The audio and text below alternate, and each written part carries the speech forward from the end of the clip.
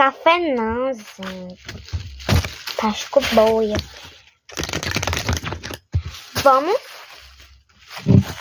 pintar comigo? Para isso vamos precisar de plástico bolha e canetinha que grude. Eu não sei se essa canetinha gruda nisso. Vamos começar a pintar.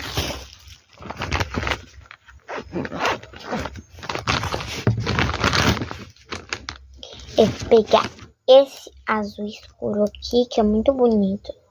Eu gosto muito da cor dele.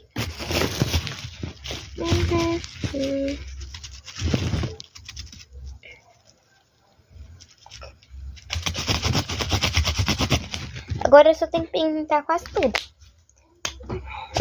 E essa ponta aqui fica mais melhor.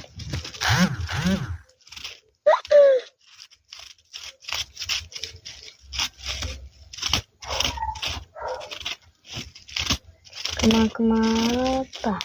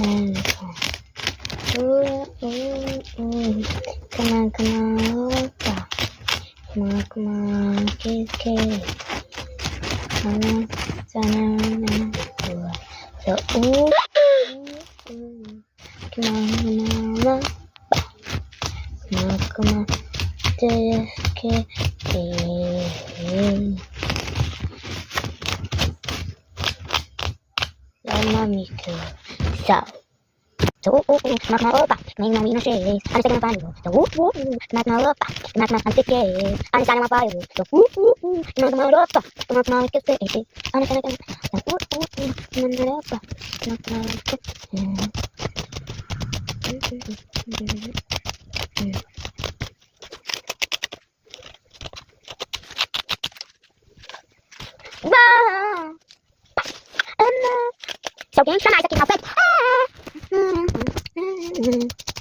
acabou.